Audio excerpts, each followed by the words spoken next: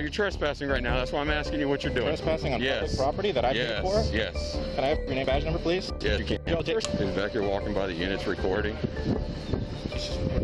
Yeah. I need everyone's badge. I need no, if I'm free to go, I'm free to stay. I need your name and badge number, sir. Aujourd'hui, dans les deux situations qui vont être mentionnées, les agents de police se retrouvent tous dans une situation assez embarrassante. Ils se font rappeler à l'ordre en face à face par leurs supérieurs simplement parce qu'ils ont arrêté la mauvaise personne. Le premier incident se déroule le 26 juillet 2016 à Commerce, dans l'État du Colorado, aux États-Unis. Cet après-midi-là, la police locale reçoit une information selon laquelle deux hommes se tiennent devant le siège de l'administration en train de scander des slogans et de crier au point de gêner les personnes aux alentours. L'agent Chris et son collègue sont immédiatement envoyés sur place pour vérifier la situation. Sur les lieux, ils voient deux manifestants brandissant une banderole et scandant sans cesse des slogans avec beaucoup d'entrain. Would you mind just lowering that for me? Would you mind lowering it for me? I don't want it used as a weapon against me, okay? I'm not going to use it as a weapon. Would you please lower it down for You me? do well to stay clear of me. Okay. Gentlemen, we need to talk for a minute, okay? Am I a suspect Here's the in thing. crime? Yes, you are. Which crime specifically am I a suspect? Trespassing. Trespassing? You have been asked to leave the property, okay? Right So now I'm you are setting this down trespassing. so Perfectly. it's not a weapon. Awesome. I totally Let me appreciate advise you that. that this is public property. Actually, this is private property that you're on Oh, right it now. is? It is. Who owns it? The Adams County government.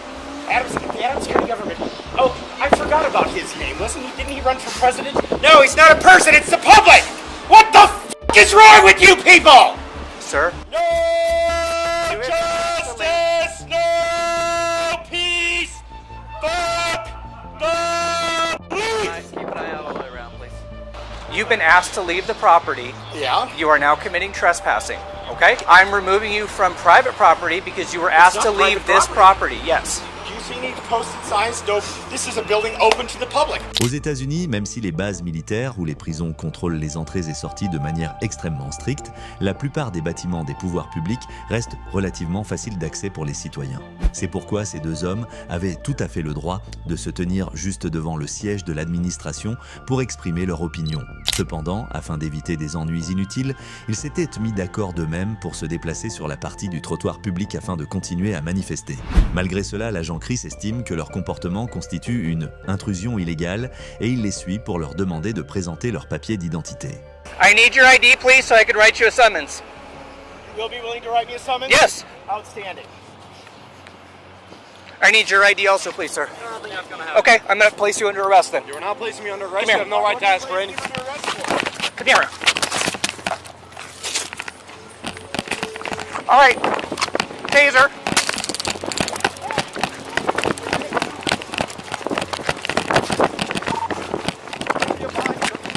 Got it.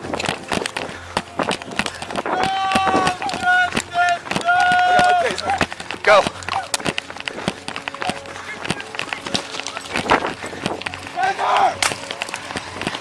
On peut voir très clairement une scène assez ironique. Bien qu'il ait été touché par un taser et qu'ils doivent encore porter un grand drapeau, le manifestant court pourtant plus vite que les deux agents qui tentent de le rattraper. À peine a-t-il couru jusqu'à la zone où se trouve le commandant de police et de nombreux témoins que l'incident est immédiatement interrompu. En raison de leur manière d'agir, jugée trop maladroite, les deux policiers engagés dans la poursuite se font sévèrement réprimander par leurs supérieurs. He's under arrest. For what? For trespassing and for disorderly conduct. On public property, dipshit!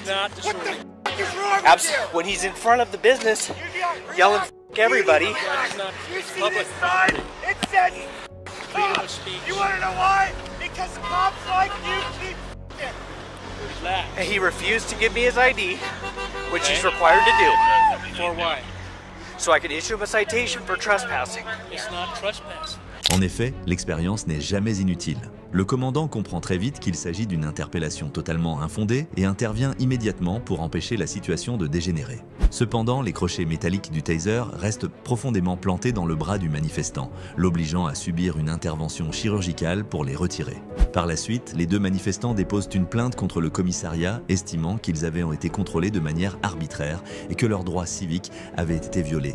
Au cours de la procédure, le tribunal conclut que l'interception et la poursuite menée par les agents n'étaient pas conformes à la réglementation. La ville de Commerce accepte alors un accord amiable et verse 175 000 $ d'indemnisation aux deux hommes. Quant à l'agent Chris, qui avait directement participé à l'intervention, il présente sa démission peu de temps après. L'opinion publique, elle, se montre globalement favorable au commandant. Un homme franc, transparent, qui a su intervenir au bon moment pour empêcher ses subordonnés d'aller plus loin dans une action fautive. La deuxième affaire se déroule sur l'île de South Padre, dans l'État du Texas, États-Unis. Cet après-midi-là, un homme nommé William était en train de filmer avec son téléphone dans l'espace public situé à l'arrière du commissariat. Le fait qu'il reste là à enregistrer attire rapidement l'attention des employés à l'intérieur et un agent de service sort aussitôt, visiblement très tendu. What's that? Go back to work. Sorry, no, you're trespassing right now. That's why I'm asking you what you're doing. Trespassing on Yes. public property that I pay for? Yes. Can I have your name and badge number, please? Yes. You so we find out who you are. Okay. I don't mind a lawsuit. Okay. I'll take the money. Sans un mot, le policier David arrache brusquement le téléphone des mains de William, le jette au sol, puis lui passe les menottes en l'accusant de intrusion illégale. Ce que David ne soupçonne absolument pas, c'est que William est en réalité un auditor, un profil de personne qui se rend régulièrement dans les espaces publics pour filmer la police, puis invoque la loi pour demander réparation dès qu'une irrégularité se produit. Et dès l'instant où les menottes se referment, le compteur de William commence à tourner. Il réclame 22 000 $ pour chaque minute de détention illégale. La séquence que vous êtes en train de voir provient directement de la caméra personnelle du policier David. No, you're trespassing right now. That's why I'm asking you what you're doing. Trespassing on Yes. public property that I pay for? Yes. Can I have your name and badge number, please? Yes. You can't. Y'all take First pictures? is we find out who you are. Okay. We understand.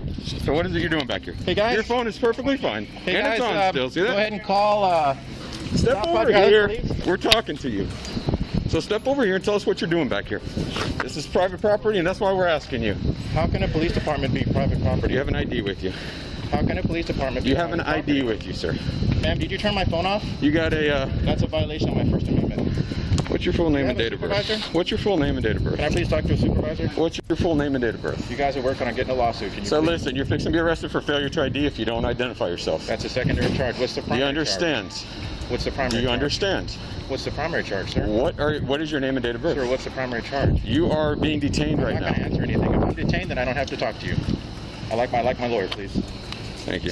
And if I'm not detained, I'm free to go. Conformément au premier amendement, les citoyens aux États-Unis ont le droit de filmer les forces de l'ordre, les commissariats ou les voitures de patrouille, à condition de se tenir dans un espace public. Cela est considéré comme une forme d'expression de la liberté d'opinion et est entièrement légal.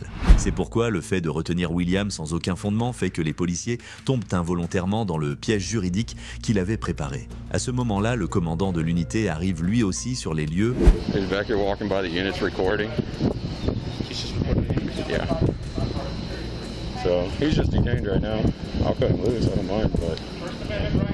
Huh? Yeah, he's one of the Dès qu'il arrive, le commandant, un homme dont l'expérience saute aux yeux, reconnaît immédiatement que William appartient au profil des auditors, ces personnes qui filment la police pour repérer la moindre erreur et exiger ensuite une indemnisation. Il ordonne sans tarder à ses subordonnés de le libérer immédiatement.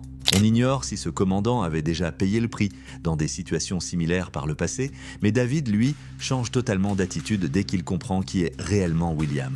Yeah, we'll let you go. Let's take him and walk him over there. then. Please make sure my phone is still on. If you turn off my phone, I'll be filing a lawsuit against you for violating my First Amendment rights. That phone Let's is take him my over. record. Cuffs off. Can you please get my phone first? I want my phone to record this. That is my Sa collègue, une agente, demande alors d'un air hésitant comment il faut gérer la situation. Mais tout est parfaitement clair. Il n'y a plus d'autre option que de relâcher William. Ma'am, please record them taking my handcuffs off. You gonna calm the down next time? Oh, I'm very calm. I'm always calm. You ran up and grabbed me, threw handcuffs on me for a First Amendment. I don't know what you're back here for. You just got yourself in a world of. Go ahead. You don't need to know what I'm back here for. Yeah. What did I do, sir? What was your reasonable, articulable suspicion that I had committed a crime, was about to commit a crime, or had just committed a crime? You're standing What was around it? walking back here recording us in our Oh, unit. so that's against the law? Recording you is against the law. Did you hear that, guys? This was Officer. Sorry, what's your name and badge number? Sorry? David Laird. Good. I'm going to get to know it very well. You'll be listed in the lawsuit. Who else? Please give your name and badge number. Don't run away, you guys. They're escaping, you guys. They're already starting the cover up. I need everyone's badge. No cover, man. You're I need free to go. no. If I'm free to go, I'm free to stay. I need your name and badge number, sir. I need your name and badge number. I need your name and badge number. I need the sergeant out here. I need the lieutenant out here. or I need the chief of police out here. You guys are not just going to walk away from this. I'm sorry. That officer f***ed up big time. Where is he? Where's he or she? Sir, you look like a sergeant. Can you please come over here and talk to me? They're running away, guys, like a bunch of scared rats because they know they just stepped in it big time. Now they're just completely ignoring me. You guys are going to pay a lot for this. The city of South Padre Island is going to have to pay for this. Dès que William est libéré de ses menottes, les policiers présents sur place se dispersent immédiatement, laissant le parking complètement vide en l'espace de quelques secondes. Sans perdre de temps, William contacte un avocat et dépose une plainte contre le commissariat, affirmant avoir été fouillé et retenu illégalement en violation de ses droits garantis par le 4e amendement. Après près de 2 ans de négociations, les deux parties parviennent à un accord amiable.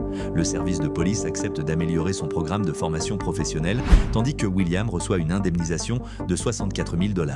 Avec une détention de moins de 3 minutes, ce montant correspond pratiquement au tarif de 22 000 $ la minute. Que pensez-vous de cet événement? Avez-vous déjà vu un cas similaire? Discutons-en ensemble dans les commentaires, juste en dessous. Merci d'avoir regardé notre vidéo YouTube. Pense que la vidéo qui s'affiche à l'écran va vous plaire, cliquez dessus pour la découvrir.